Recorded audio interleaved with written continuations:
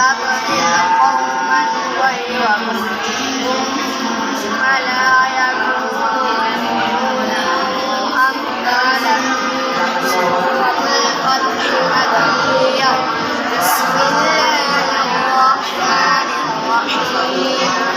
إنا فتحنا لك فتحا مبينا ليغفر لك الله ما تقدم من ذنبك وما تأخر